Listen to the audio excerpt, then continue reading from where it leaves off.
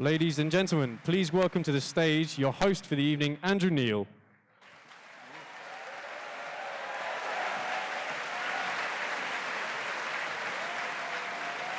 Well, good evening. Welcome to Tuesday night at the London Palladium. If only my mother could see me now, after all these nights of the Sunday. And you know, the stage still goes round, I checked that out, but we're not going to use that tonight. Though I first got to know this place when Bruce Forsyth was the compere, so I think it's only fair I should say, nice to see you nice. Now, thanks to Rathbones for being our sponsors tonight. The Spectator magazine was founded in 1828. This is the biggest event in the Spectator's long history.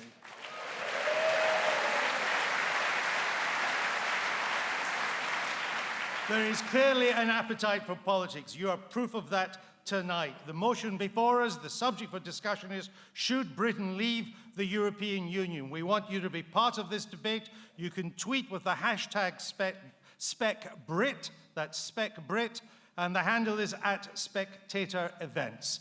All of the chairs have voting slips for Remain, for Leave, or for Undecided, though we hope most of you will not be undecided, but choose one way or the other by the end of this debate tonight. We are in a generous mood tonight, so we are giving away to a lucky winner a year's free subscription to The Spectator.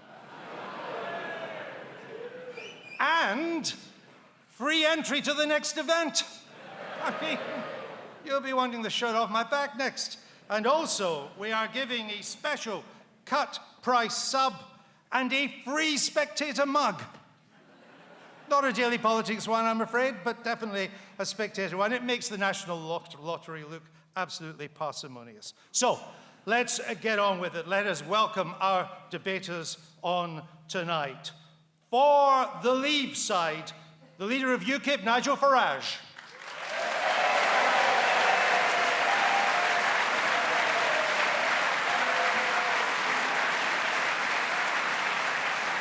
For the Remain side, the former Deputy Prime Minister, Lib Dem MP, Nick Clegg.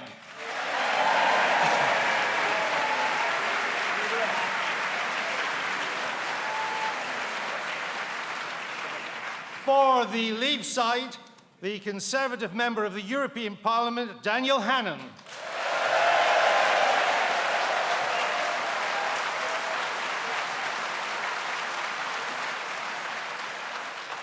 For the Remain side, former Labour leadership contender, Labour MP Liz Kendall.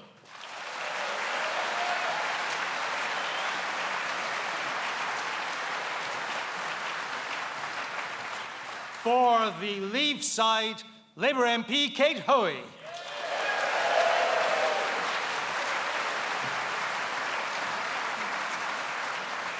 And for the Remain side, Labour MP Chuka Umunna.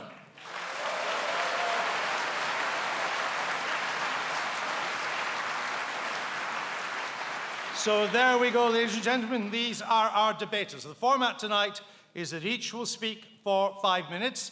We're going to be quite tough on the timing just to ensure fairness.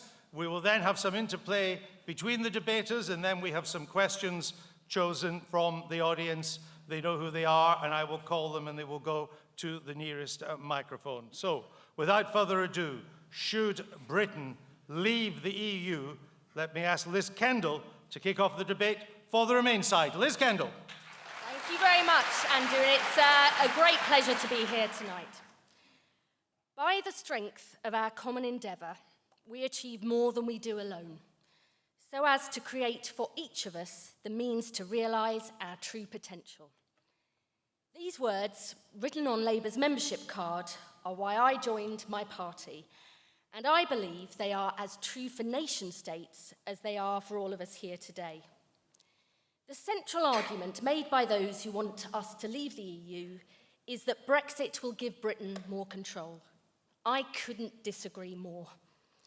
In a world that's more connected than ever before, real control, the power to shape our destiny rather than be left to the mercy of events, comes from working with our neighbours and allies to get the best for the British people.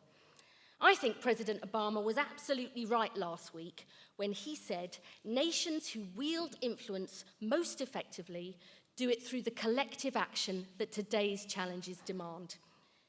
Being a member of the EU gives Britain more influence and power, not less.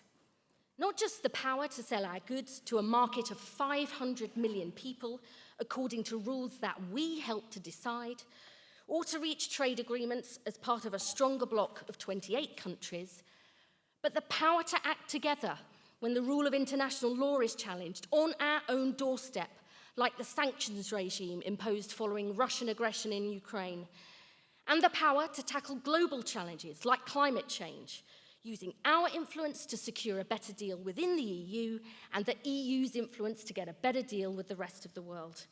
Now, cutting ourselves off from our neighbours and allies in Europe and attempting to go it alone would diminish Britain's power, not increase it. And it would give us less control to shape our future, not more. But whilst I care passionately about Britain's influence and role in the world, in the end, this referendum will come down to the central question of our economy and whether we'll be more prosperous in or out of the EU.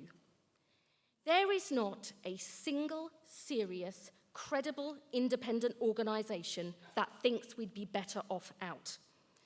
The CBI says Brexit would cause a serious shock to our economy. The World Bank, OECD, International Monetary Fund, and IFS all agree our economy would take a hit. Yet some of those who back Brexit, like Aaron Banks, say even if there is an impact on our economy, it's a price worth paying. Well, I suppose at least he's being honest. But who will end up paying that price? Not Mr. Banks, not Dominic Cummings, who said there would definitely be problems for some areas of our economy, or Boris Johnson, who's admitted there might be job losses.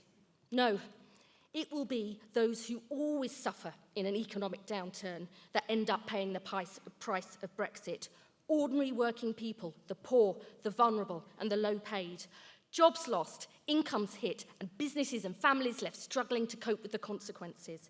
Slower growth and lower tax receipts, reducing funding for the public services we all rely on. And for what? A mere mirage of greater control. No wonder our friends and allies are speaking out, like America, Canada, and Australia. That's what you do when you're worried that a friend's about to take a decision that could harm them and you. Britain is stronger in the EU, and the EU is stronger with Britain as one of its members. And who would cheer if we vote for Brexit? People like Vladimir Putin and Marine Le Pen. Nothing would please them more to see Britain and the EU weakened. I don't want us to play in their hands. I know whose side I am on, the side of our true friends and allies and the people I came into politics to serve. So whilst Frank Field might be worried about taking on UKIP, I am not. But I'm under no illusions. I think we're in the fight of our lives. The decision we take on June the 23rd will define the future of our country, our economy, the jobs and investment we attract, our safety and security, and our influence in the world. Millions of people have yet to make up their minds on the biggest question facing our country in a generation, including Labour supporters. They deserve... Thank you, Andrew. They deserve a strong and principled Labour campaign making a strong, proud and patriotic case for our membership of the EU. And that's what I, for one, am determined to do. Thank you.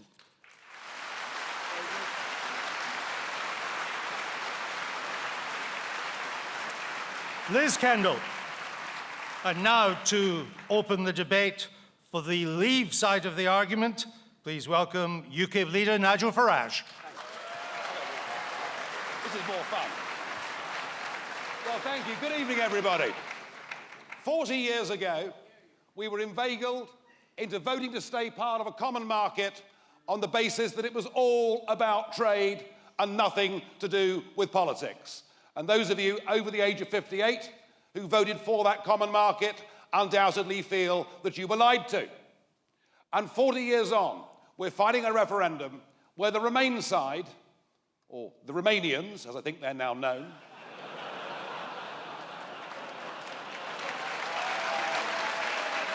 But I'll come on to immigration later. The Remain side have clubbed together. They've got Goldman Sachs. They've got Siemens Engineering. They've got the International Monetary Fund. They've got Obama. They've got the political class, at least most of them, in Westminster, telling us that if we do not stay part of this political union, dreadful things will happen to us because we have this wonderful trade deal being part of the European Union. They are doing it. They are putting the Leave camp on the back foot, and they're doing it to try and put us off the main arguments in this referendum. The fact is, ladies and gentlemen, we don't have a good deal with the European Union. For access to the single market, we pay a membership fee, we have the free movement of people, we have a massive regulatory burden, and we're prohibited and stopped from making our own trade friendships with the rest of the world.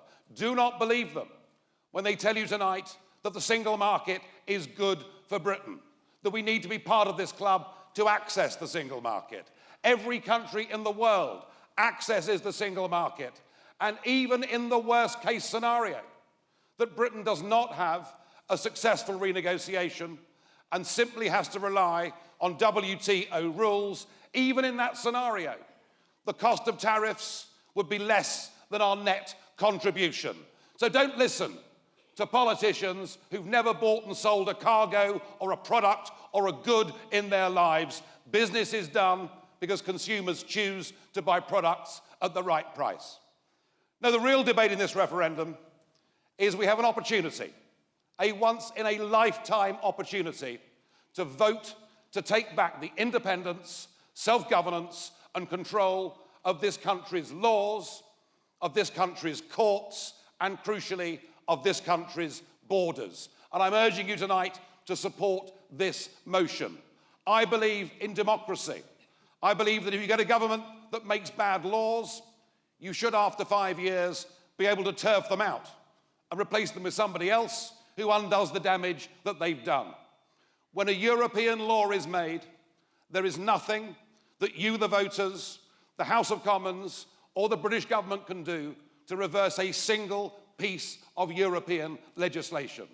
There is no direct democratic accountability within this European system, and frankly, I believe that those that went before us and sacrificed so much in 2 world wars did so that we could be a free, independent, sovereign nation that governs itself. And part of that is we've lost control of our borders. Net migration into Britain is now running at 10 times the post-war average, and that's if you believe the official figures, which frankly I don't. We have to build a new house in this country every 7 minutes just to cope with current levels of immigration.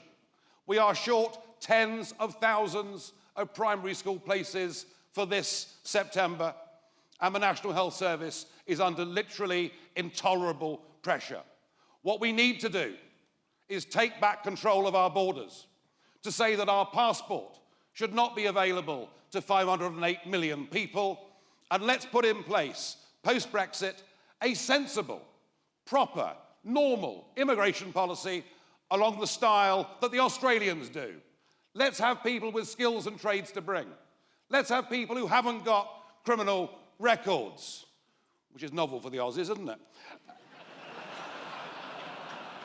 And let's 1 minute. And let's have people who will add and contribute to the economy, but let's have them in sensible numbers. And in this age of terrorism, when you remember that 2 of the people that caused the massacre in Paris had come into Europe posing as migrants through the Greek islands, we'll be safer and better and more secure, taking back control of our borders, putting in place a proper immigration system, getting back the sovereignty of our parliament and our courts, re-embracing the parts of the world that we've turned our backs on, like the Commonwealth and elsewhere, whilst at the same time being friends and neighbours with all of those in Europe.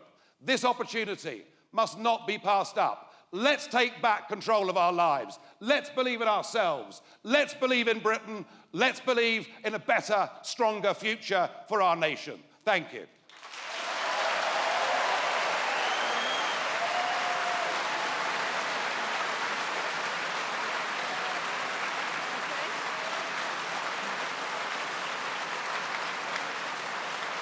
Nigel Farage.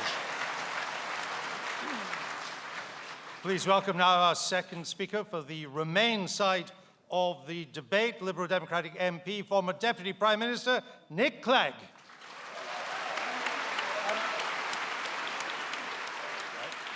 You're going to hear or be subject to lots of claims and counterclaims, facts and counterfacts, insults and counter-insults during the next hour or so this evening. But I would just invite you to hold three big thoughts in mind as you listen to the sort of toing and froing on this stage.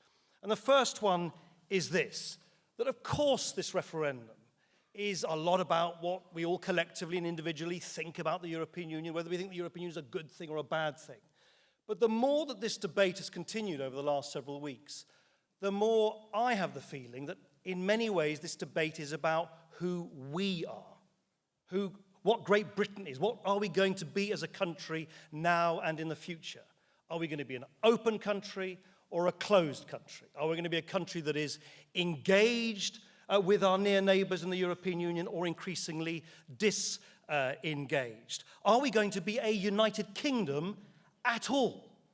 Nicola Sturgeon could not have been clearer just a few days ago that if we were to vote as a country to leave the European Union, that would then trigger a second referendum in Scotland. So it's not just one union, our place in the European Union, which is at stake. It is also our own union, the union of the United Kingdom, which is at stake as well. So, first, big thought. This isn't just about what you think about the EU and Brussels. It's also what we think about ourselves now and in the future.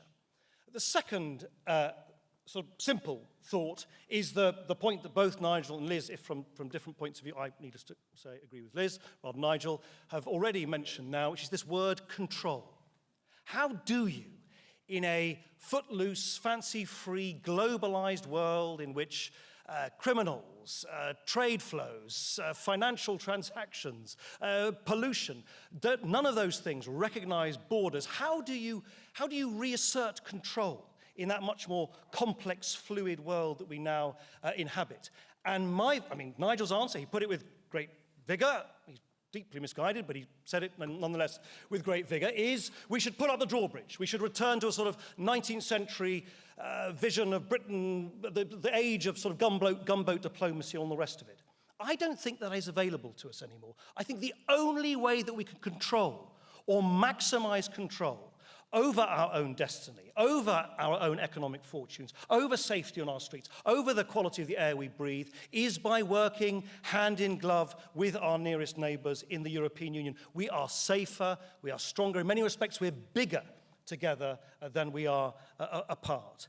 And the third and final thing is this. It's about the nature of this vote that we're going to have on the 23rd of June, because it's quite different to any other kind of vote that we customarily cast in our lives. It's not like a general election, however important they seem, which sort of bind the hands of the next parliament for the next 5 years or set expectations about what a government will do. This is a once-in-a-generation vote.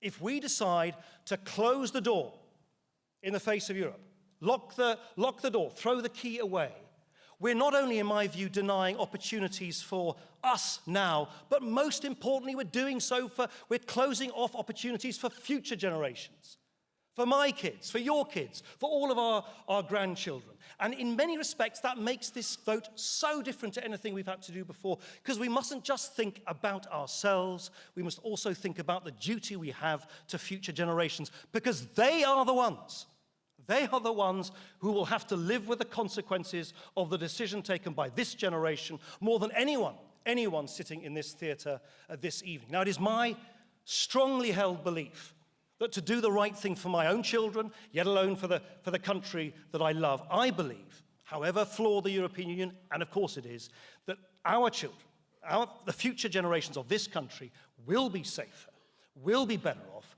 will be stronger by remaining in the European Union. Thank you very much.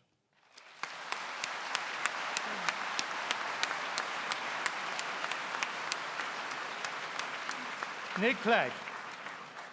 Please welcome now the second speaker tonight, speaking for Leave. Please welcome the Labour MP, Kate Hoey. Thank you. Tony Benn called the EU a derogation of our historic democratic right to select and remove our governments. He was right then, he's right now. The Labour Party, as you know, was as a whole, when I joined it, was very sceptical towards the common market. And there are still some in Parliament today who were elected, including Jeremy Corbyn, on a manifesto of leaving the EU. I'm very proud to be following in the footsteps of great Labour figures whose democratic credentials can never be doubted. Hugh Gaitskell, Peter Shore, and people like Barbara Castle. The Labour movement's roots were to represent the interests of the workers against big business. The roots have shrunk. Then, if they have, and they are, then so has the true meaning of left-wing politics, and we need to refresh them. Preserving the right to elect our governments, who make the laws that we have to carry out, is the basic minimum of people's rights. It's the basis of all other rights, and without it, rights can easily be taken away. And I don't believe you can trust people in power if they cannot be removed by elections. Now, no one can deny that the EU's government, the Commission, is unelected and cannot be removed by any of us or elections. And that fact alone is reason to me enough to reject the EU, regardless of all the other considerations that you will hear tonight. If we were looking now into joining the EU as it is, if we were looking now to join it as it is, the vast majority of people would be absolutely horrified at its anti-democratic status. And I've been in the Labour Party for many years, and occasionally I've been known to disagree with my party's majority view. But I'm in the Labour Party because I care about our public services and the service that they provide to the most vulnerable. And the EU is going down a neoliberal path to open up those very services to global tax-dodging multinational corporations. Now, many people in my party think vaguely of the EU as some kind of social democracy. It isn't a socialist, it isn't democratic, it is exactly the opposite. It is corporatist and anti-democratic. And the EU's founding principles, the 4 principles of capitalism, the 4 principles, the 4 pillars of the EU, free movement of goods, services, labour and capital. And those are the principles of a free market. They are not the principles of a political system. And the EU's purpose is to rule in the interests of the smooth running of a corporatist economy without regard to the encumbrance of an electorate. Is this something that Labour voters or anyone else can support? Jose Barroso, president of the unelected Commission, made it very clear in 2014 the EU is an antidote to democratic government. You know, how can he actually even try to pretend that he trusts the sense or decisions of the people? Another reason many Labour voices support the EU is that they believe it somehow favours workers' interests. The so-called social chapter was offered to the unions in exchange for acceptance of the anti-democratic nature of the EU, and they fell for it. It offered regulations about working hours and holidays, which could easily have been achieved by democratic means and served most to create an acceptable image for the capitalist EU. This is perhaps the cleverest fraud of all. It does nothing of the kind. It seeks to make, out of the 450 million people, a vast sea of migrant labour, the biggest pool of migrant labour since the 1930s in America. Now migrant labourers are forced to work for a minimum wage and can be excluded from union rates by EU law, a good example being the Laval case in Sweden. The EU has even prosecuted unions for trying to get union rates for migrant workers. Why? Because they want to make cheap labour available right across Europe, despite the hardship and upheaval it creates. At least when we oppose, and I oppose, the policies of this Conservative government, we can actually look to voting them out and reverse their policies. We can't do that with an unelected EU Commission. And similarly, on all the environmentalist issues, the EU, some people will say, is good for regulations of emissions, poisonous substances. Again, it's exactly the wrong impression. And this has been made very clear by the TTIP trade agreement negotiated in secret by the EU. Not only does it give the go-ahead to US corporations to sue governments for loss of profits, threaten the enforced privatisation of the NHS, and to impose GM foods despite British bans, and to make it impossible to regulate against harmful chemicals, it actually creates the legal conditions that undermine the very abilities of elected government to make laws in the interests of the people against the immense power of the multinationals. There could be no clearer indication of what the EU really is, an attempt to replace the democratic power of the people with a permanent administration in the interests of very big business. Everything else is a smokescreen. And I cannot understand how anyone on the left who opposes TTIP would want to remain in the EU. And that's very clear why Obama was threatening us. People who know how dangerous the EU talk of reforming it from within. They know that that can never be reformed. The best way to secure our freedom and democracy in Europe is for the United Kingdom to leave the EU. And finally, for people who keep saying, what does leave look like? Well, I'll tell you what it looks like. It looks like all the other 169 countries in the world, most of them with true democratic accountability, free trade, border controls, and so on. So the question is, let us be clear, there is no certainty about remaining in the EU. The price of true freedom is uncertainty. The price of certainty is a form of servitude, and we need to set our country free from that future servitude.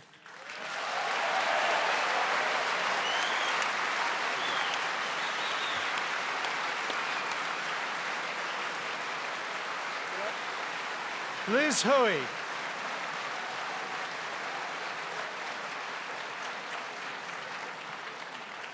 Please welcome now our third speaker for Remain tonight, Labour MP Chuka Umunna.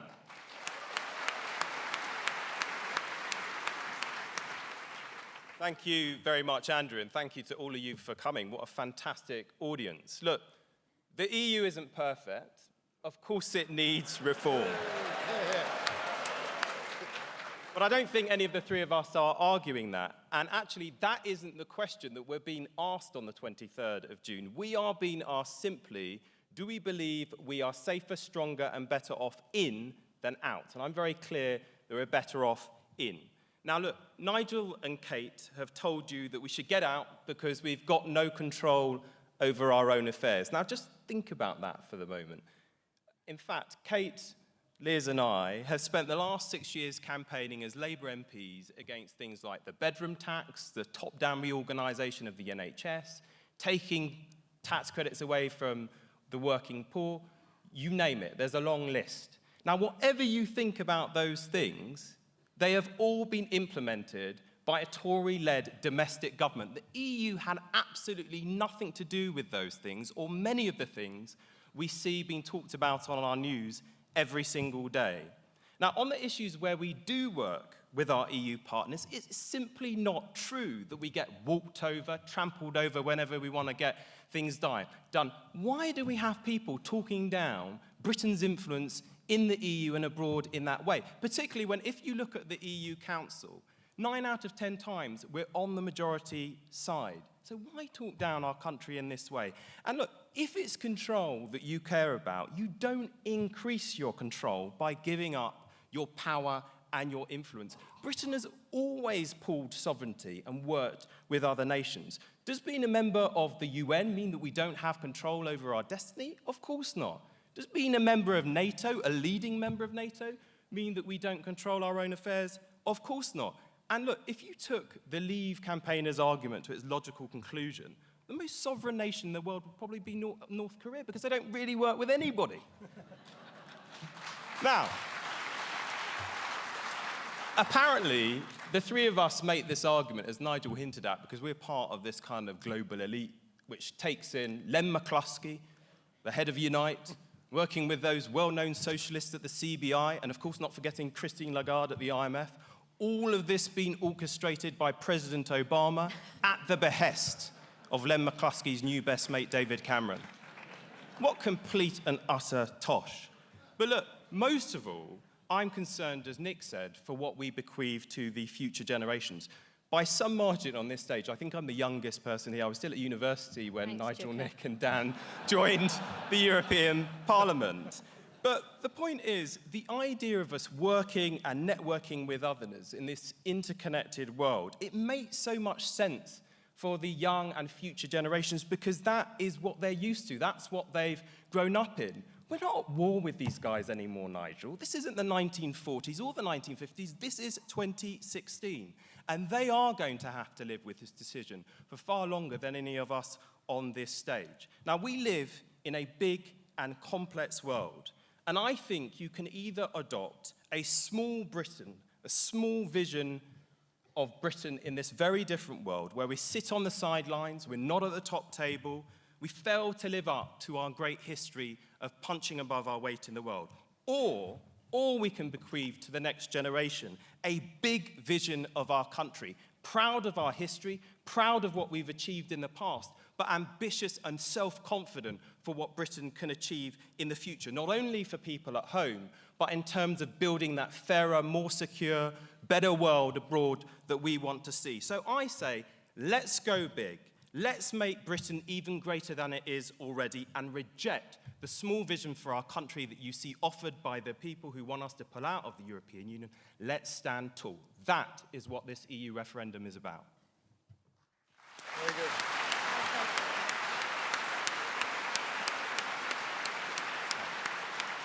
Chuka Umunna.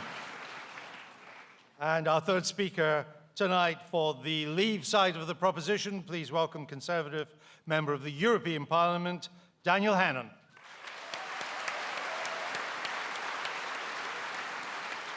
Ladies and gentlemen, I'm inviting you to make me redundant. And indeed, in the bargain, make Nigel redundant. And I wouldn't be doing that if I were not confident that there will be plenty of openings for newly unemployed MEPs in the boom that will come to this country after we've left the European Union.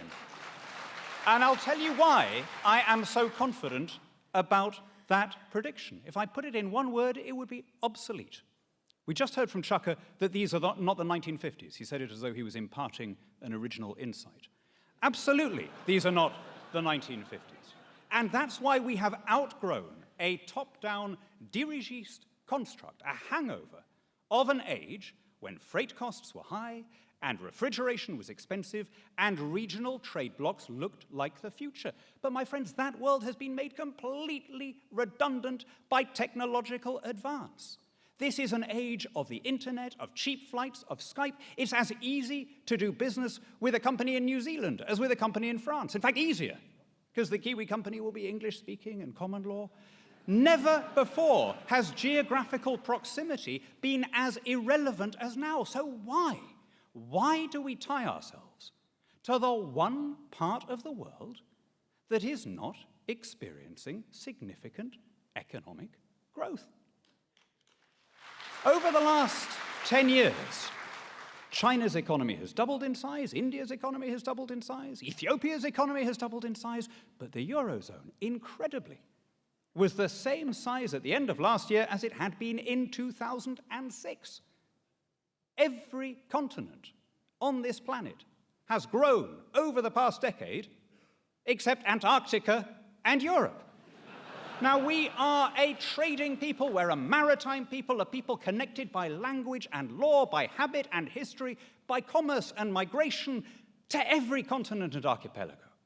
We don't sit on great natural resources here. We have to make our way in the world by what we buy and sell. That means we have to be where the customers are. And as long as we're in the European Union, we cannot sign independent trade agreements with non-EU countries. The EU deal with Australia is being held up because some Italian tomato growers are currently challenging it. The EU deal with Canada is being held up because of an unrelated dispute about Romanian visas. How have we put ourselves in a position where we can't do those deals? Liz cited a few of the big international quangos and the Davos men who tell us that it's in our interest to stay. She said there's nothing in it for the little guy. Well, let me cite a couple of people who are leaders of the Remain campaign. Paddy Ashdown says, if we leave, it'll mean cheaper food. And Lord Rose says, if we leave, it'll mean higher wages. Now, I would have thought that if Liz is really interested in the interests of the working people that she says she's speaking for, she would give more weight to those opinions than to those of the tax-free Michelin-starred international quangocrats who she sees as the arbiters of our national interest. Why are we paying to belong to the world's only stagnant customs union, paying £19 billion gross, £11 billion net every year, right? To put this in context, in the last, we just heard about the cuts and, the Labour MPs were standing against all these coalition reductions. In the last Parliament, the 2010 to 2015 Parliament, according to the IFS, the entire austerity programme saved £36 billion.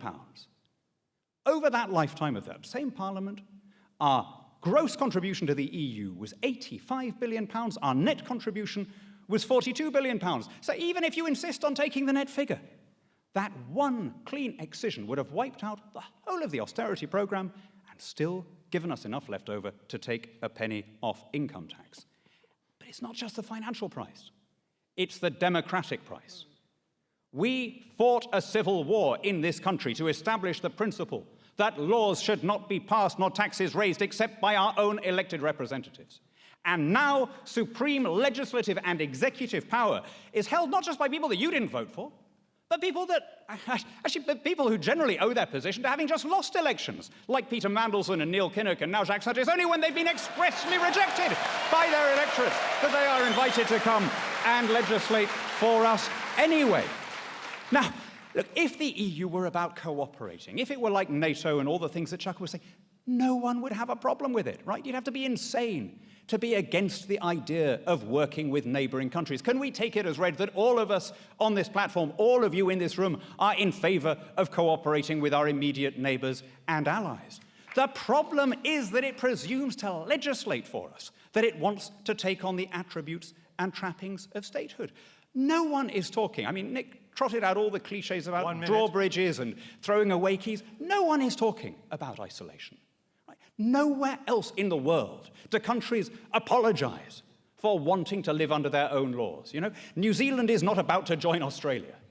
And we don't go around saying, oh, these dreadful Australo-skeptics, when are they going to understand that they're a small offshore island clinging to outdated notions of sovereignty, right? Japan is not applying to join China, as far as I'm aware. And people don't say, oh, these bigoted Sino-skeptics, when are they going to get it through their heads that they've lost their empire? It is a natural, healthy thing for a democracy to live under its own laws while trading and cooperating with every other country in the world. We are the 5th largest economy on the planet. We're the 4th military power. We're one of 5 members of the UN Security Council. How much bigger do we have to be before we have the confidence to raise our eyes to more distant horizons and rediscover that global vocation which we once took for granted?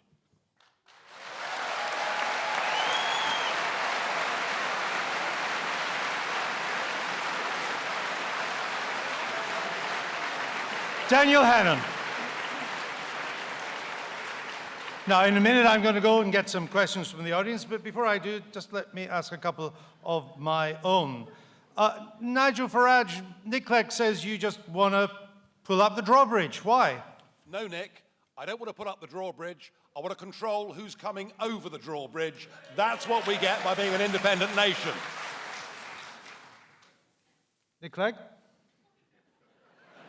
What's the question? He says he hasn't got a drawbridge, but if he did, he would control people who went across it. We want controlled migration, Andrew. We want controlled migration into the United Kingdom, I get the not point. an open door. Why, in that case, if being in the European Union is the genesis of all the anxiety about immigration, why is it then, per head of population, Australia and Canada have twice higher rates of immigration than we do? They're not members of the European Union. The United States has a net increase of 1 million people every year. They're not a member of the European Union. There is this absurd assumption in what Nigel Farage and others say, that those desperate refugees fleeing from conflict and destitution in Syria will somehow stop trying to come here the moment we're not members of the European Union. They are fleeing persecution and violence. They just want to be safe. We've got to have a slightly more adult conversation about immigration. People moving large distances in large numbers happens in every continent around the world. It is not something created in Brussels by the European Union, and it is profoundly misleading to claim otherwise. Nigel Farage, quick reply. Yeah, I'm sorry, Nick, but But the British passport is now held by 508 million people, any of whom can come to this country. And I would say the reason that Australia and Canada, pro rata, can take more migrants than we can is they've got rather more space and rather more room than we have.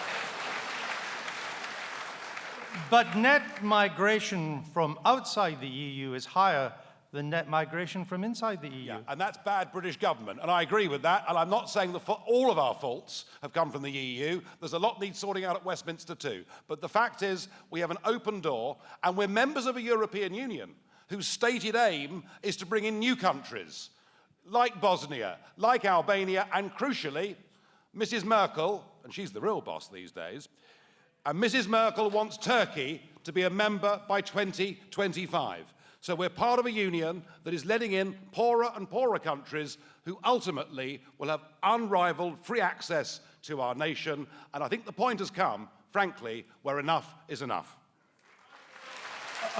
Chuka Umunna, what do you say to Dan Hannan's point that by being in the EU, we've shackled ourselves to what is now the slowest growing part of the OECD, of the advanced economies? Well, they're our biggest customer. We export 44% of our goods over to the EU, and that helps create jobs here.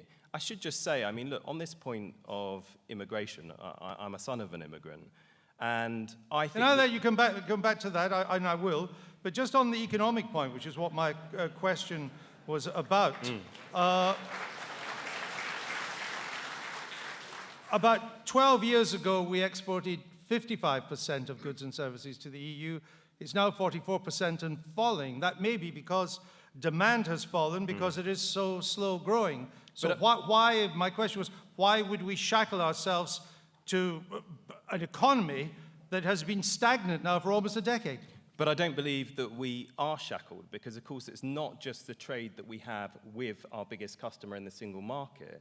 We also have access to the various different trade agreements that the European Union has with non-EU countries. And I don't buy this proposition that either we go after our EU custom or we pursue opportunities, say, in the Commonwealth. My family are in the Commonwealth. We actually need to do both. Look, if you're running a business, you don't just ignore your existing client base to go after new ones. You seek to do both at the same time. So it's not an either-or scenario. It's not about being shackled to the European Union and or pursuing other opportunities elsewhere. We need to do both. And that's fundamental when we have such a big trade deficit. Except that the EU has done free trade deals with other countries that amount to $7 trillion of global GDP. Switzerland's done free trade deals with other countries that amounts to $40 trillion of global GDP. Are we not missing out? No, I don't think we are. And if I don't believe we. What, 7 versus 40? I don't believe we are missing out. Well, that would be to dismiss. Let me just give you an example. I was speaking to the head of Fujitsu in the UK today. They employ 20,000 people in this country, and they've invested £3.9 billion in the UK, so more than Nissan and Toyota put together.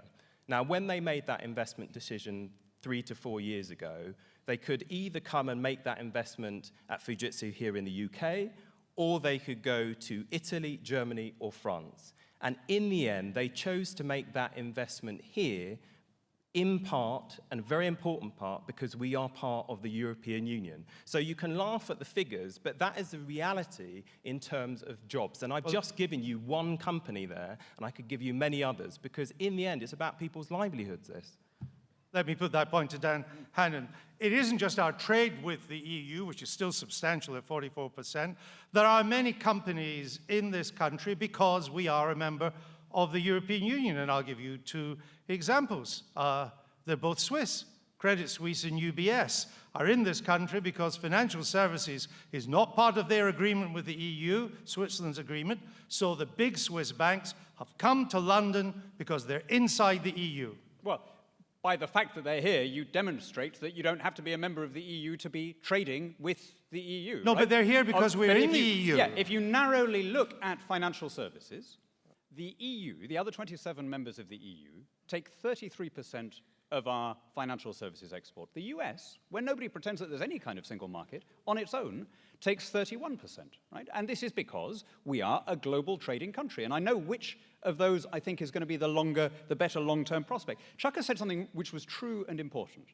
He said it shouldn't be an either-or choice. We shouldn't have to choose between trading in the EU and trading with the rest of the world. I absolutely agree, and that's why I'm urging people to vote no. There is a free trade area. There is a tariff-free zone that stretches across the continent from non-EU Iceland to non-EU Turkey. There are no tariffs in that area. The only geographically European state that is not part of that free trade area is Belarus. So no one is seriously suggesting in Brussels that if Britain left the political structures of the EU, we'd be excluding ourselves from that free trade area. But we would be gaining the capacity to sign bilateral deals, as Switzerland does, with China, with India, with the bits of the world that are in fact growing. Right, I'm going to go to the audience and to Henry Maddell, if you could get to a microphone, but I promised Chuka I would come back on the immigration point you wanted to make. Well, actually, I was just going to come back on the point that Daniel's just made. Look, on the immigration point, our country has many problems. We don't have enough homes. We need to invest in our public services, which have been drained at the moment. But I think we do a great disservice to the immigration debate if we simply seek to blame all of this on immigration. It's domestic governments of different political persuasions who, in the end, haven't done what needs to be done. And the other side of the coin is, of course, we've got 2 million Brits who are benefiting from free movement and live in the EU. We've got EU citizens who've set up businesses here, which employ 1.5 million people. And our NHS, which is, of course, the big story today, there are over 100,000 EU nationals helping our NHS function. So let's have a more mature and balanced debate about immigration in this country, which actually, I think, at the moment does a disservice to us. Thank you, Chuka Umunna. Henry Maddell. Good evening. I have recently graduated and I'm now training to be a lawyer. I have £36,000 of student debt. Why should I vote to leave the European Union when to do so would surely increase economic uncertainty? Kate Hoey. Well, as I said, I don't actually think that leaving the EU is creating anything other than a certainty that we will be able to make our own decisions and do work in the way that we want to as an elected government and as an elected opposition. In terms of student fees, that is not directly affected by, I accept, by the EU. No, but what he's asking is he's got a lot of debt round his neck right now. Oh, yeah. He's training to be a lawyer, so actually he'll probably get rid of that debt quite quickly. But anyway, I have to pay the fees. What he wants to know is, why, given that he's got that debt round his neck, why would he vote for economic uncertainty? Because there has to be, surely, if we leave, a degree of uncertainty.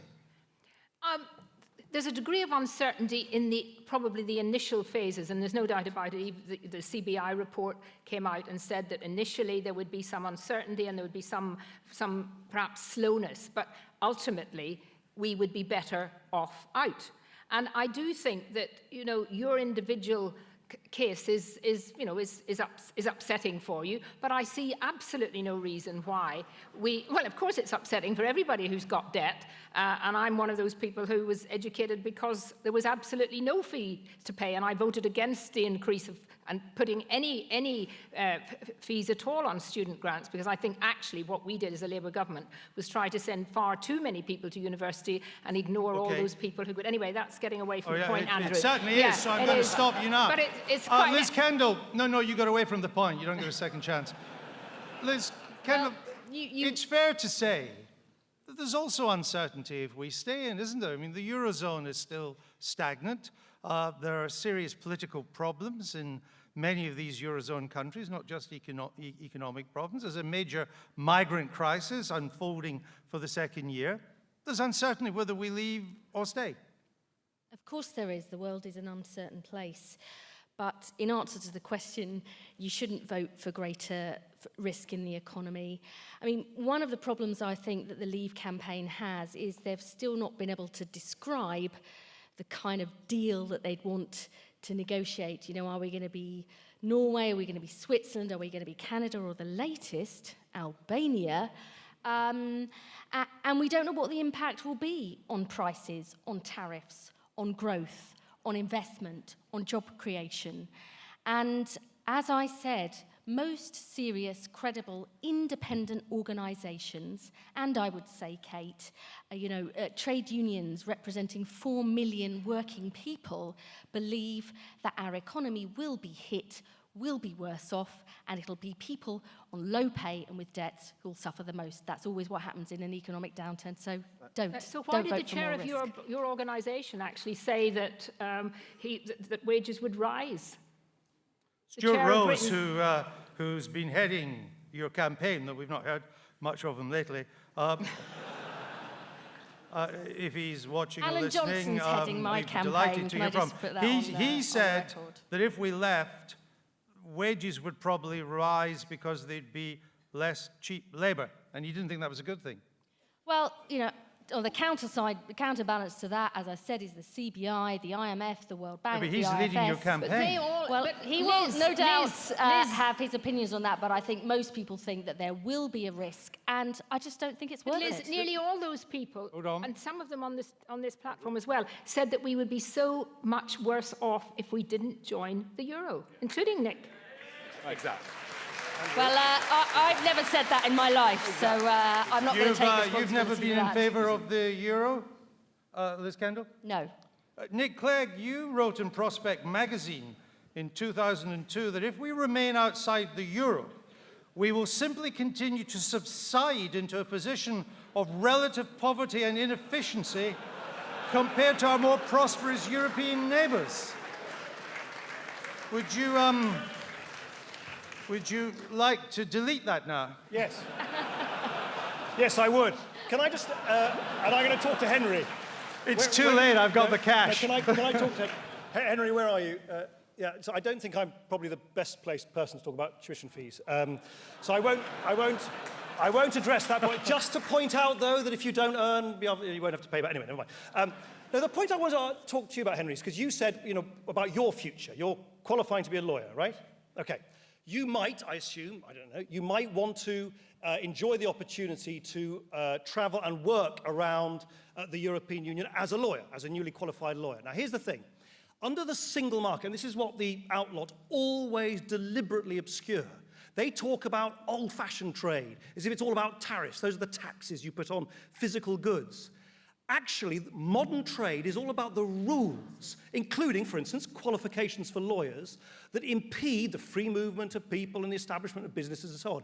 If your law firm wants to practice law in Denmark or Spain or Finland or wherever across the European Union, under the present single market arrangements, by the way, an invention of a British then European Commissioner, Lord Cofield, established by Margaret Thatcher's government in the Single European Act, the biggest pooling of sovereignty, Dan, by any British government in the post-war period. What they did, in my view, rightly and intelligently, was recognize that modern trade is not this old-fashioned stuff about tariffs. It's about the laws, the technical standards, the qualifications. Okay, and so the non-tariff barriers. I need to get another question. No, it's very important this. If we pull out of the European Union, Henry will not be able to work as a lawyer elsewhere in the European Union. And if we then as a country decide to conform to those rules, if we conform to those rules, we'll do what Norway and Iceland does. We'll not be at the table where those rules are made, and we'll still be subject to them. In other words, a catastrophic loss of sovereignty. Okay. How many You've of you made that? No, Dan Hannan, I'm sorry. outside the European We've got a Union? lot of questions to go through, and this event is for the people out there as much as for the people up here. Ed Potter, next question from you. Thank you. The debate has been heavy on the economics of leave and remain.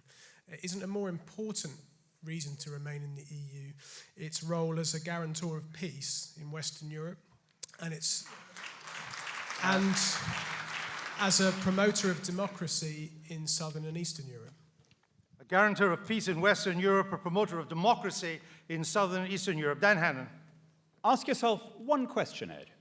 Does it make more sense to see the EU as a cause of post-war peace in Europe?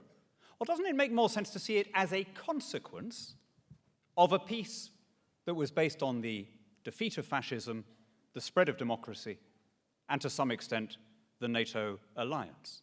It's necessarily difficult to answer counterfactuals, but look at the effect that excessive integration is having on relations among European countries now.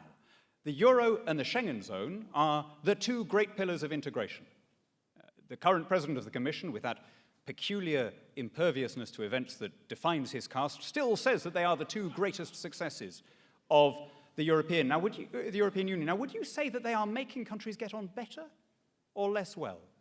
Look at how German newspapers write about Greece. Look at how Greek newspapers write about Germany. Are they soothing or stoking national antagonisms? Here's the question that I would put to people who think that the EU is the guarantor of peace in Europe. Look at the other parts of the world where democracy and trade have spread, and where, without needing supranational structures, they've solved the problem of interstate war. There's been no major conflict in North America since 1865, but they're not in the European Union. Setting aside tiny border skirmishes, there's been no interstate war in South America since 1941. They're not in the European Union. Switzerland has not known internal conflict since 1848 or interstate war since 1815, and it's not in the European Union. So the idea that we owe our peace any more than we owe our democracy or our prosperity to Jean-Claude Juncker, I think is an insult to the people who have actually policed the peace on this continent, and those are the people in British and American uniforms. Chuka Umunna. Well, look, Has the EU made a contribution to peace and democracy? It has, but let me just say something about North America. Look, the reason there hasn't been a war in North America, I presume, is because they've pulled sovereignty and the different United States work together in one united union of states.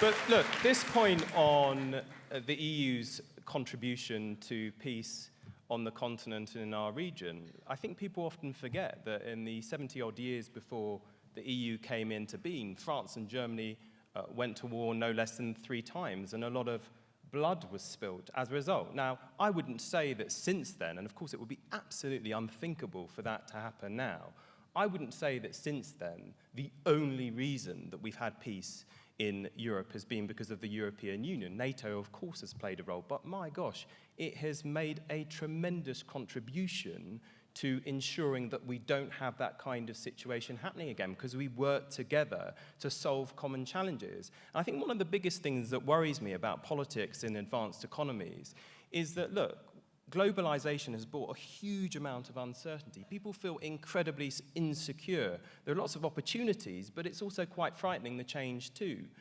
Now, of course, there's a natural human instinct in that sense and in that context to look at who do we blame for all this uncertainty and insecurity. And juxtaposed against that is a desire to actually work with others to tackle the big challenges that we face. Now, I'd much rather we adopt the latter position than the kind of former, if I call it, Donald Trump view of the world, where we just seek to blame everybody for our problems instead of working together with others who share our values to meet these big common challenges that we have.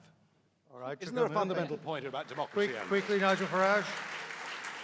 I mean, the question was trying to credit the European Union with spreading democracy. Well, the European Union is very good at encouraging the growth of democracy in countries until they join the European Union. And then it's very good at trying to take away democracy from them. I explained to you earlier that the people who have the sole right to propose legislation and the reform of legislation within the European system are the unelected European Commission. And when they propose the law, and it's gone through the machine, there is nothing the voters or national parliaments or national governments can do to change a single piece of legislation. It is not just undemocratic, the system is fundamentally anti-democratic, and it's got so bad that during the Eurozone crisis, we even saw the Premier of Greece and the Premier of Italy removed, virtually by a coup d'etat, from the European Commission and replaced with former Goldman Sachs employees. The European Union is the death of democracy. For that reason, if nothing else, we should leave it and get back to being a self-governing democratic nation. All right, thank you. Next question from Alan Gibbs.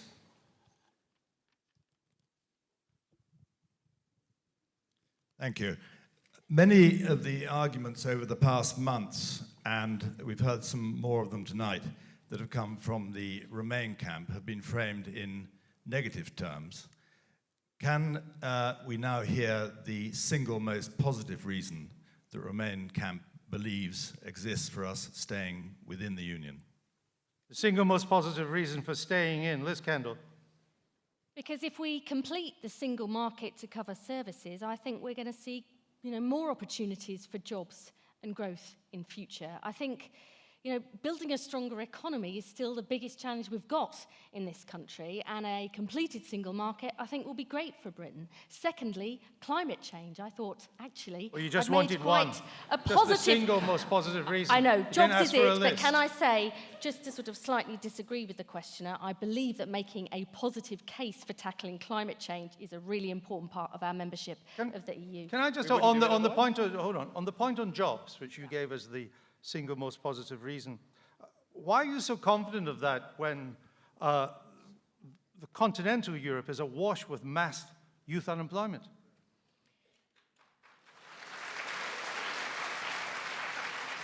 I would actually, Andrew, like to see many countries in Europe do far more to boost jobs and growth and tackle unemployment. That's why I believe in reform within the EU. But without doubt, if we complete that single market in services, many organisations believe we'll see more opportunities for our companies, and I want to see that happen. Nick Clegg, the single most positive reason. Safety in numbers, I think. Okay. By the way, can I just say on this jobs point, if the European Union was the reason for unemployment, why on earth do we have some of the lowest unemployment in Europe after 40 years of membership? It's a ludicrous assertion to somehow say that, and this, actually... Have you been to Greece? Hold on, sorry. The fact that we have much lower unemployment in this country compared to other European Union economies shows that we can have access to what is the world's largest borderless marketplace and yet still govern our own rules as far as labour laws are concerned. We have a much more flexible labour market. We have the best of both worlds. It would be madness for the opportunities which we should be securing and offering to future generations to throw that all away for what? For a future, is it Norway? Is it Switzerland? Is it Albania? Is it Canada? You can't even tell us what future you want to provide for us in the future. And Nick, you can't tell us what happens if we stay in. Staying in is not the same as staying put. It's being on a conveyor belt. Hold on, Nick Clegg. I'm come back to you, Dan Hannan. It's a really critical point to understand the European Union is changing, and it's changing rapidly because it's dealing with these twin crises, the Schengen crisis and the euro crisis. And it's responding to both of them in the way that it responds to everything else, with more integration. Now, Britain has other options. Because we kept the pound, because we didn't join Schengen, we have an alternative. We can reorient away from a declining, enervated eurozone towards the rest of the world. But you need to understand that there are risks both ways. You don't know what unemployment is going to be if we stay. You don't know how many more bailouts we're going to be dragged into, how much more integration, how much more migration. Either way, there are risks, but we must be safer if we can mitigate those risks ourselves by taking back control of our own democracy. Well, Nick Clegg.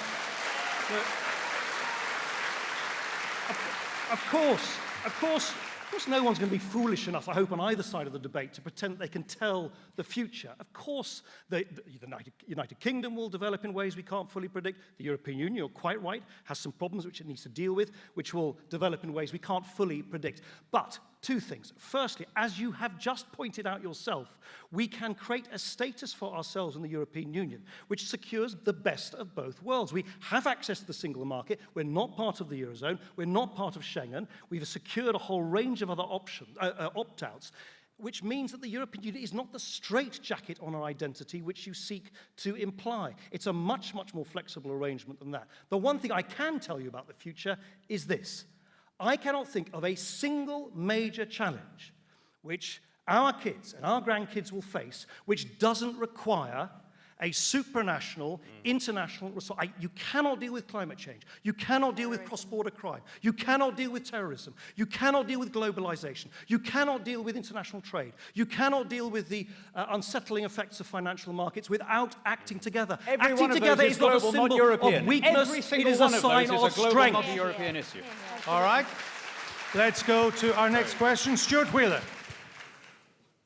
Given the duties for non-EU countries average only about 1.3%. Why is access to the single market so important? Chuka Umunna. Sorry, could you... I'll repeat it, sorry. repeat the verse? Given that the average duties, using WTO figures for non-EU countries, they average only about 1.3%. That's on goods, not on services, but on goods. Given that these tariffs are so low under WTO rules, why is access to the single market so important? Well, you made the point in a way. And was the question from... What was the name of the questioner? Stuart Wheeler. Actually, Well, since I of course, can't that's see the him, I'm point. not sure if it's the same Stuart Wheeler you... Actually, from the voice, I think it is. Anyway, regardless of the voice, what's the answer? I can see him, it is. The point is, though, under those WTO rules, we're not talking about services, and services make up 80% of the UK economy. And can I just say something on this particular point? Because we're being asked to believe, look, we are a great country, as I said in my opening remarks. We're the 5th largest economy in the world, yes.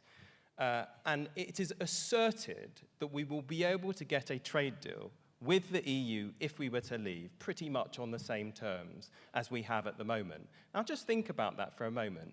That is asking you to believe that our European partners would give us a deal that they don't even have themselves. So they would give us access to the single market without us having to be paying a fee to be part of it. Presumably there's a presumption also that we'll be able to have some say in the rules. Of course they're not going to do that. And that is the question. That is why Remain campaigners, people making the case for us to stay and keep coming back to this point, what does out look like? I don't say that there's no uncertainty ahead. Of course there is in either option. But at least you have more certainty and you know what you have now, whereas you don't know what you're going to get if we leave. Okay, thank you. Nigel Farage, just looking at some of the things you've been saying recently, am I right in thinking that you don't care anymore if we're part of the single market? Well, the question was very interesting. This single market, Stuart, is a fable. Services. Liz talked about completing the single market in services. It's been going since 1986, and still we're no nearer to British insurance companies being able to freely sell their products in Germany. The point Maybe about you need access, to do your job better, the Nigel. point about access to the single market is we keep, well, but the point is, in services, financial services, it's got us nowhere. And we keep hearing the Remain side say, to access the single market, we have to pay a membership fee. Oh, no, we don't. To access the single market, we have to have the free movement of people. Oh, no, we don't. Stuart, the answer to your question is, every country in the world has access to the single market. No, it doesn't. The single market is nothing to do with politicians, it's consumers. Business in the world isn't done by politicians, it's done by consumers who choose to buy our products if they like the price and trust the reliability. Andrew, I'd rather we had a sensible free trade deal with what is now the biggest export market for the Eurozone in the world. But even if that went wrong, as Stuart implies in his question, the cost of tariffs, even in the worst case scenario, would be less than our current level of contribution. And while I'm at it, I keep hearing Norway. I keep being told by everybody from the panel I've not here, heard Norway. Has anyone mentioned Norway? It's very odd. It's Who's very mentioned odd. Norway? But Stand up. everybody keeps saying, wouldn't it be dreadful if we were like Norway? Wouldn't it be awful? Can you imagine being rich, free, and able to catch your own fish? Norway doesn't sound too awful to me. Andrew, do you know what the Norwegians, this supremely sovereign, free nation of fish eaters, do you know what they call their membership of the European Economic Area? They call it fax democracy. And do you know why? Do you know why? They call it fax democracy because they have to abide by the rules. They have to abide by the rules. They have to abide by the rules of the single market to have access to it, and they have no say over the rules whatsoever. They are written by other countries. They're faxed to Oslo. They have to. Where is the control and sovereignty in that? And what does the latest opinion poll in Norway say? In fact, what have opinion polls over the last 15 years consistently said about whether they should join the EU?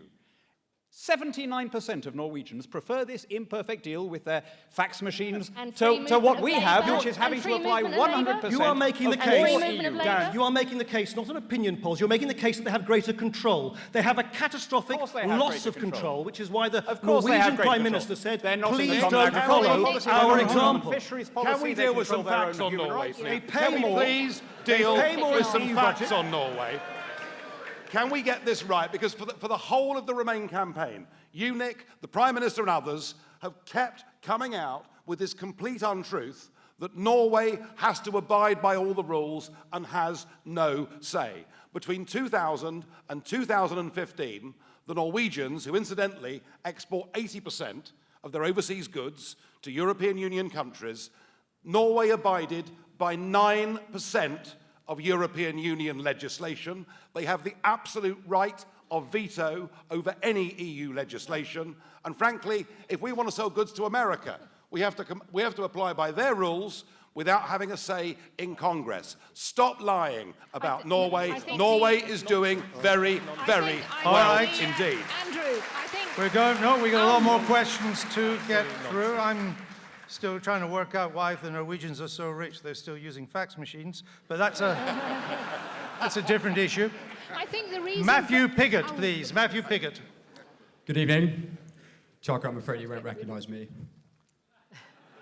I can't see you. Just get on with the question. History shows us that turmoil in Europe means turmoil in the UK. Is it safe to leave Europe to the Europeans? Kate Hoey. Sorry, I'm sorry, I didn't hear the question. Can you repeat Well, I'll read Andrew? it again. History Yeah. shows us that turmoil in Europe leads to either turmoil in the UK or turmoil we end up having to get involved in. So is it wise to leave Europe to the Europeans? Well, we're part of Europe, even if we leave the EU, and that's another myth that the BSE lot put round. By the way, can I just say, because I really think it's important on that last question, you didn't call me and I didn't shout loud enough. Norway, the reality is... No, please don't. No, I'm serious. We've done that. Look, we've got more questions to All get right. through. If you keep going back to the previous one, we'll never get on. Well, it's Please just- stick to the question. Well, you I never- cannot, just to explain to everybody, with 6 people debating here, I cannot Okay. let everybody reply to every question. My job is to make sure I'm fair to both sides in replying, not to you as individuals. So Okay. I've asked you to answer Matthew Piggott's question. Which I've now forgotten. All right. Sorry. But... Well, I'm not sure I'm going to remind you. I would say on the turmoil in Europe, and yes, I'm afraid this goes back to a previous question as well, because I didn't get in on it either, and that is when we look at where the most people died in Europe in the last 20, 30 years, the EU could not do anything to sort out the terrible situation in Bosnia and Srebrenica, and we needed the United States to come in and help. So the idea that somehow the EU keeps us safer and keeps Europe safer is a nonsense. So I'm not sure whether that answers the last question or not as well. Let me go to the next question, because it's related to the one we've just had, from Antonia Filmer. Antonia, your question, please. Tensions with Russia are growing. If things come to a crisis point, would we be safer in or out of the EU? If the Russian bear is rumbling, are we better in or out of the EU? Dan Hannan. I think it makes no difference as long as we're in NATO. And there's a case for being in or out of NATO, but that's the military alliance. Whether or not we're in the EU, I think makes no difference. Although I did hear Jean-Claude Juncker the other day saying, we need a European army, not in order to use it, he said, but in order to scare Vladimir Putin. Now, I mean, I don't claim to be any kind of expert in the psychology of the Russian autocrat, but I doubt that he stays awake at night fretting at the prospect of Jean-Claude Juncker saying to NATO, guys, don't worry, we'll take this one from here. So I would feel safer retaining the Western alliance that has served us very well. And I'll just say that I think that our departure may be a moment for democratic renewal for the whole of the European Union. They have swatted aside every other no vote in every other referendum, but a large member country saying this is it, we're not going to have this remote, self-serving clique handing down its rules to democratic national parliaments anymore, might just lead to other countries having a better deal to put in the place of the current EU, one that respects the sovereignty and democracy of its The question was about Russia, and you mentioned NATO. Do you think the future of NATO would be safe in Donald Trump's hands? No, I wouldn't be a supporter of Donald Trump in any circumstances. So, given that he is the lead Republican contender at the moment, we cannot, can we, always depend on America to run NATO, pick up the bills, provide the troops and the material. We can't 70% always, it does. When you use a word like always, necessarily, because the future is, as all of us have agreed, necessarily unpredictable. But we are surely better off as a sovereign country making alliances with our friends and allies on every continent as they come together, bound by common values and common interests, than handing over control of our foreign policy or our defence to the institutions in Brussels that gave us the CAP and the common fisheries policy. Liz Kendall, does our security, and I don't mean in this case against terrorism, I mean against geopolitical developments like the rise of a more aggressive Russia under Mr. Putin, does the EU help us, or is it fundamentally NATO that we depend on for that? I think the EU does help us. I mean, we did manage to agree sanctions against Russia after their aggression in the Ukraine. And as I said in my opening comments, Vladimir Putin will cheer if we, vote for Brexit. I don't want Britain or other EU countries being distracted by protracted renegotiations of all our deals. We have to focus on the big challenges we've got. Yes, the migration crisis, but also issues like the rise in Russian aggression. NATO is vital, but we don't have to choose between the two. And it is a serious concern that weakening the EU will play into Putin's hands, and I don't want to see that happen. Nigel Farage, is it not a concern that all of our allies,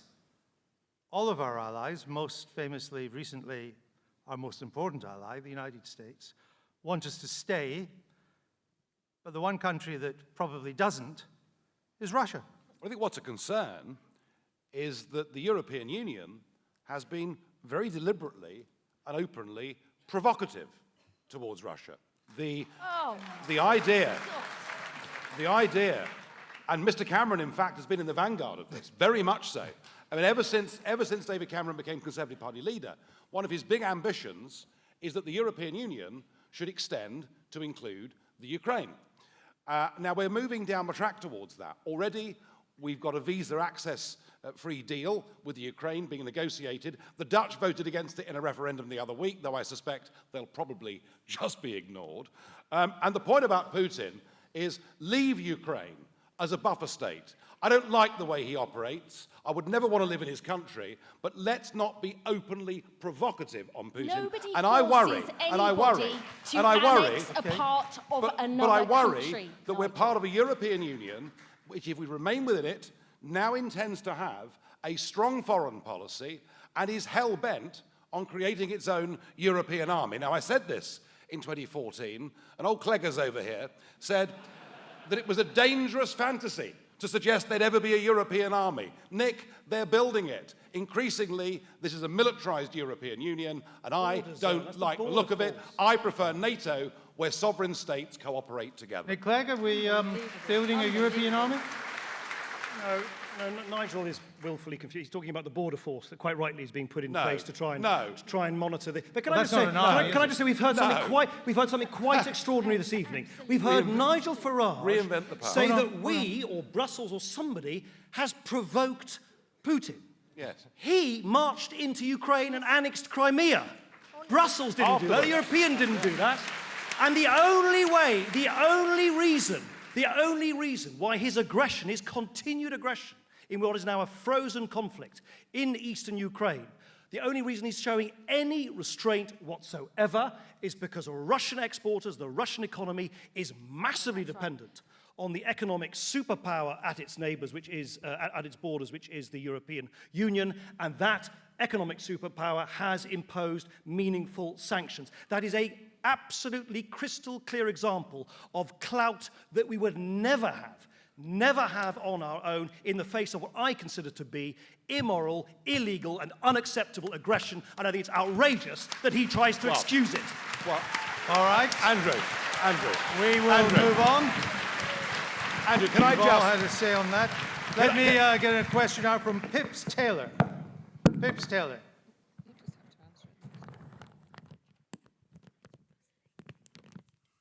Speak to me, Pips. Hi. If we vote to leave the EU, could it lead to the breakdown of the United Kingdom?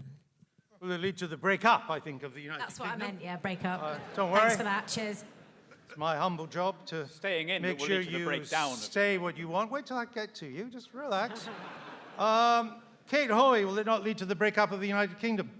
No. If we're talking about the Scottish dimension, the Scottish Nationalist Party want to have a referendum at the slightest opportunity. So I don't think whether we leave or stay will have anything to do with that. And I also think it's important to point out, because there is this kind of myth around that the whole of the Scottish National Party, the whole of Scotland is somehow desperate to stay in the EU. I think we'll see on June the 23rd just how wrong that is, because the Scottish groups are just as split as many of the rest of the United Kingdom. I really genuinely don't think it will make a difference. And I also think the idea that somehow they would vote to leave and then want to have to rejoin if they were independent and to take the euro, which they'd have to do under the EU rules. So I don't think that's true. And as far as Ireland, Northern Ireland's concerned, I'm from Northern Ireland, and very, very strongly people in Northern Ireland still, despite everything that's happened by a huge majority, want to stay part of the United Kingdom. They want to trade with the Republic of Ireland. They want to be friends. It won't make the slightest bit of difference, and it's another bit of a sort of kind of, let's raise something else to scare people. Don't be fooled. Chuka Umunna, is the union safe even if we vote to leave the European Union? I think if we vote to leave the European Union, I think Scottish independence will very much be on the cards. But can I just ask Kate, because she said something very interesting, though, about Scotland. So is it safe? The EU, is it safe? Are you answering the question? Is it safe? I did. I just said that. I think that the UK could split up if we leave the European Union. But the question I was just going to ask you... Sorry, so you don't think it's safe? Yeah, he thinks it'll break up. Yes, I answered the so question. What's the question? Well, my question was, Kate said something quite interesting, if I heard her correctly, which is that actually there is a mix of views, and amongst Scottish MPs and others, there are different views on the European Union and whether we should stay in or we should come out. Kate, can you name a SNP MP who wants us to leave the European Union? Well, I have been told. Well, Jim Sillars is leading a very he's substantial. Not an SMP no, he's not an MP in Parliament. Would he stop worrying? Well, he has to put an MP, so don't name someone who's not an MP. Well, Jim Sillars is leading an anti-EU group in the Scottish Nationalist Party. This obsession with MPs. Thank goodness there's only, 658 of us with a vote. There are millions of people with a vote. And the idea that just because MPs in a party are all united, that somehow this referendum, Chuka, will be about people out there actually deciding that the politicians aren't always right. Well, that's true. I wouldn't disagree with that. Just for the record, Kate Hoey, did I understand you to say that you think that Scotland is going to vote to leave? No. What I said was that the way the media, blame the media, with the way the political parties, the little elite of all the established parties that are all saying we've got to remain, they're implying that somehow Scotland is so different from the rest of the United Kingdom in terms of its But you don't think attitude. it'll vote to leave? I would hope that, I'd hope that the majority of the whole of the What United Kingdom will vote think. to leave. But I don't think the difference in majority, whatever it is, will be that different in Scotland from England or Northern Ireland or Wales. That's for the record. We'll see on the night. Next question from Robert Wheel. Robert. It's David Chubb. I'm asking a question on behalf of Robert Wheel. Well, it better be the same one. Yeah. He couldn't get here because of the rail strike. I understand. Thank you. And the question is?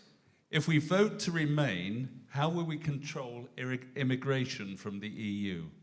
If we vote to remain, how will we control immigration from the EU? Liz Kendall.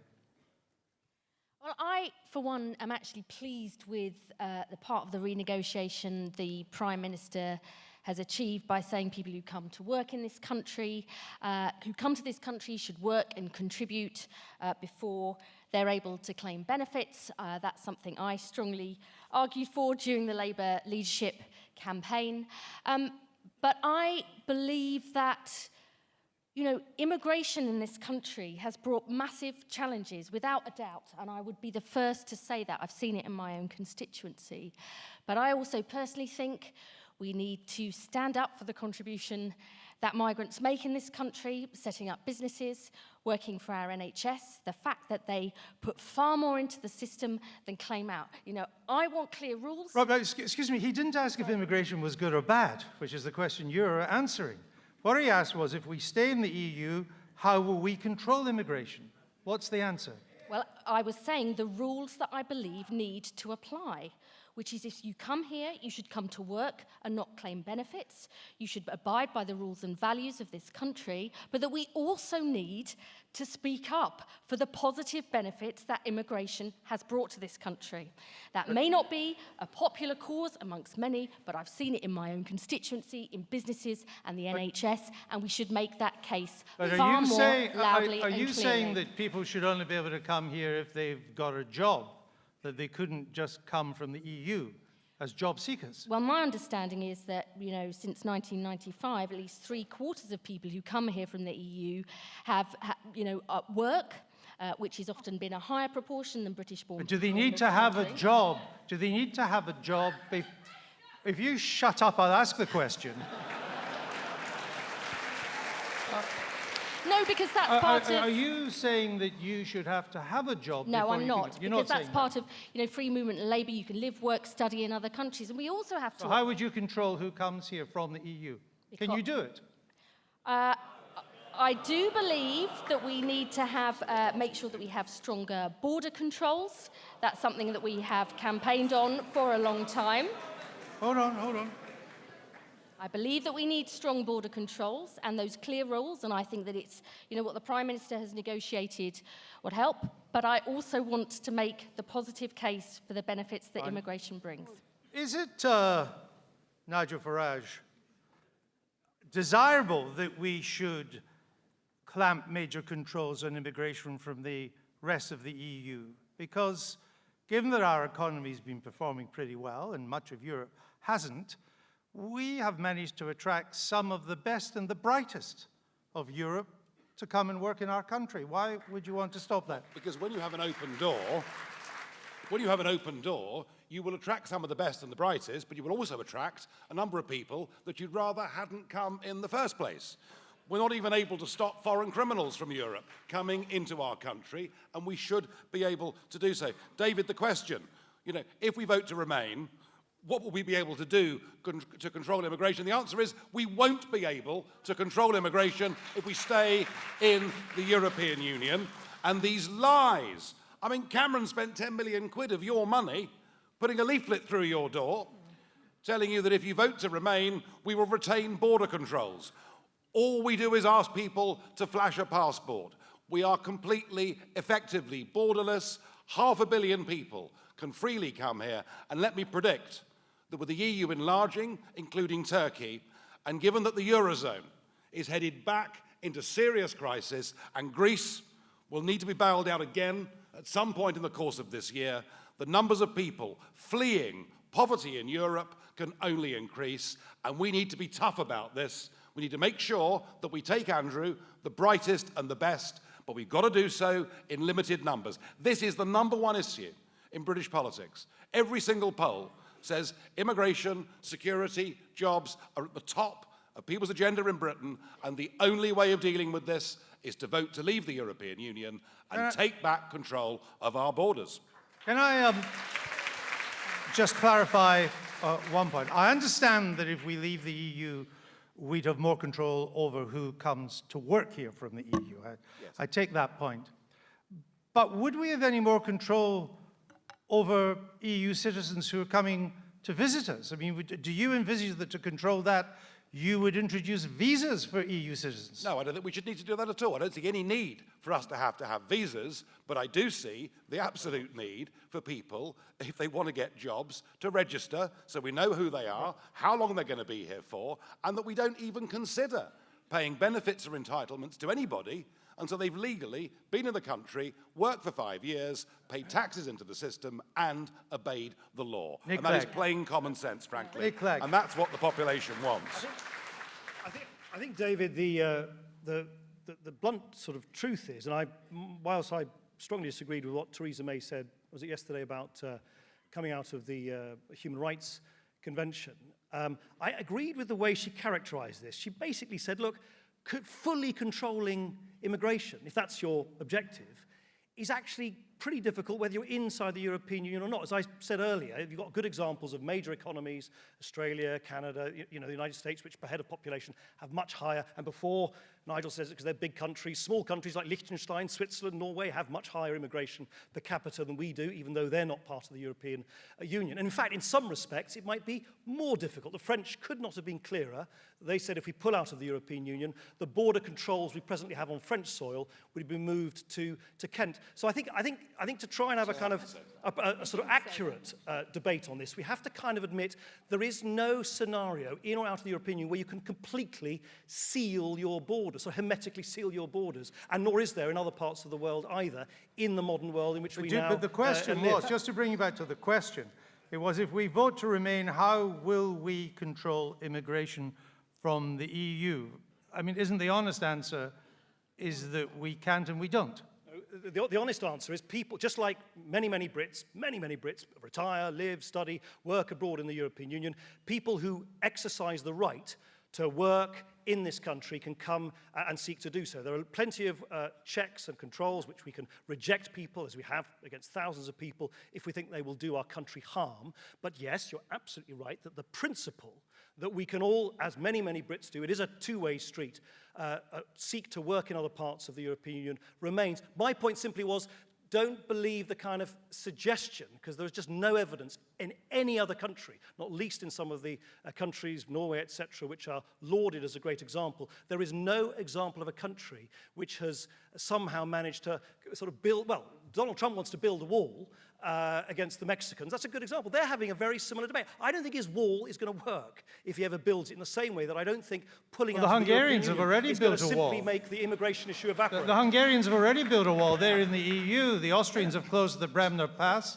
And Montenegro, which is planning to become a member of the EU, has built a massive fence. And they're not going to work. They're not going to work. In the long run, in my view, the only, and by the way, this is why it's a good thing that we remained out of the Schengen arrangement. The Schengen arrangement, as you'll know, is this ability to move around the Schengen countries within the European Union without showing your passport. The reason why it's good we're out of that is because Schengen, the fundamental flaw of Schengen was that they removed internal borders without imposing external border checks, which is what they're now doing through this new border force. That's what they need to sort out. All these fences going up across Europe are absolutely not the way forward.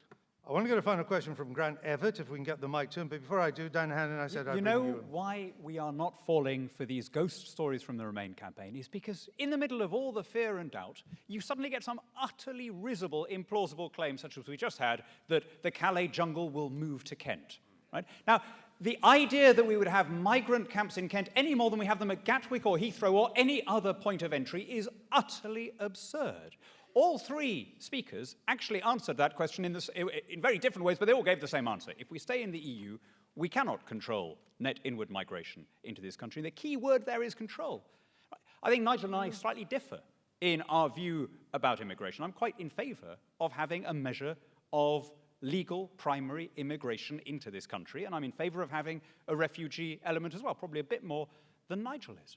But if I'm going to make that argument, people need to know in exchange that we are in charge, roughly, of who comes in, and we are in charge, roughly, of what numbers. And as long as we're in the EU, we have no such sense. And apart from the craziness of taking unqualified EU migrants, overqualified migrants from elsewhere, I think there is a basic immorality, a basic unfairness with the way that we are treating old friends and allies who stood by us in the two wars when we were most in need. I have constituents from Commonwealth backgrounds, and all of the MPs here will have the same story. People who now may have families who fought for us in one or other of the war who can't now bring auntie over for a wedding. I mean, not to settle here, right? Just to visit, because we've so cracked down on the non-EU part of our migration policy in order to free up unlimited space for people who may have zero connection to this country. There are still more migrants coming to this country from non-EU countries than the EU countries. But a lot less than there were. But you just said they couldn't get in. Well, yeah, and the auntie can come. I'll tell you, Andrew, if you did constituency surgeries, and I think Chuka and Nick will be honest enough to tell you that they've had the same thing, almost everyone is having, and Liz, I'm sorry, almost everyone is having this problem. I have a constituent now who has been married to a woman for 12 years in St. Lucia, right? This is not some sham marriage. He cannot now come into this country because there is a practical limit to how many people you can bring in, and we've had to open our doors to everyone. But you accept we still bring more in from the non-EU than from the EU. Yes, that's the figure. But I want us to be able to decide who comes in on the basis of merit, I understand all qualifications, that. connections to this country, and the English language. Final word for you on this? Well, I'll tell you what my constituents say about this. And the interesting thing about the immigration debate, actually, is that many of those who raise concerns with me around immigration the most are my black and Asian constituents. And all they, in the end, tell me they want people to pay into the system before they take out. They want proper enforcement of our labour market regulations. They want people to be helped to learn English if they come here and to integrate. But the reason, in the end, they don't go for this kind of dog whistle stuff on immigration is because, in the end, all the things that people are saying about Eastern Europeans now are very, very similar to what people were saying about my father when he came here in the mid-1960s and Asian people. And they don't want any truck with that. Okay. Thank you for that. And one final, very quick question before we go to the vote. We're overrunning a little bit, but I think you'll understand why, given the quality of the debate. Grant Everett. Thank you. Thank you for leaving the best to last. I'll be the judge of that. On June 23rd, can we also vote to leave the Eurovision Song Contest? No. Yes or no will do. Nigel Farage? I think the whole thing has been rigged against us right from the start. It's a conspiracy, and the sooner we're out, the better. Kate Hoey? Yes, absolutely. I would like to get out of it as well. I think it's not worth watching anymore. Dan Hannan? Let's have another referendum. I'm always and everywhere in favour of referendum. Liz Kendall? No, I love it. Definitely not. I love the Eurovision. Come on, it's great. Why is Israel allowed to be in the Eurovision Song Contest? Don't know and I don't care. Very well, let's not go there. Nick Clegg? I miss Terry Wogan. I think it's a brilliant show, and we're safer and stronger and better in the Eurovision Song Contest. Chuka Umunna? It's not. Well, It's not really Chuka's music. It's harmless, isn't it? At the end of the day, and sometimes this is a very serious debate. What's the harm in having a laugh? And the Eurovision is a laugh, isn't it? Very well. Now we come to the moment of the debate, of the vote. You all should have three different things. You can only hold them up. It's remain, leave, or undecided. Let me ask, first of all, can we put up the house lights a little bit so I can see? I'm going to ask Dan and Liz to help me adjudicate on this. All right, and we can see you up there too? Yep. Can I ask, first of all, who is still undecided? Ooh. Oh, well. Wow. A good few is the answer. Oh, there's a good... Who wants to vote to leave? Oh, that's good. It's very Eurosceptic up the top. And who wants to vote to remain? Oh, they're all in the... Well, the leaves have it. The leaves have it.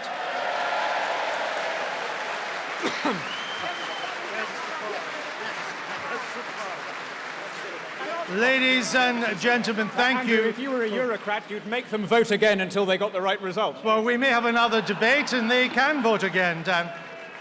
Let me first of all thank you all for coming tonight and participating, being such a wonderful audience everywhere. A great debate. There's still a lot undecided, so there's all to play for on both sides. Thanks to Rathbones for sponsoring tonight. On the way out, you'll see all sorts of little Spectator things you can buy, maybe even get free. One of them I highly recommend is this little pocket. You stick on the back of your phone, and you can stick your credit cards in it. It's perfect, and you brand the Spectator too, and it means you can lose your phone and your credit cards at the same time. Before you go, ladies and gentlemen, a huge round of applause for our wonderful debaters.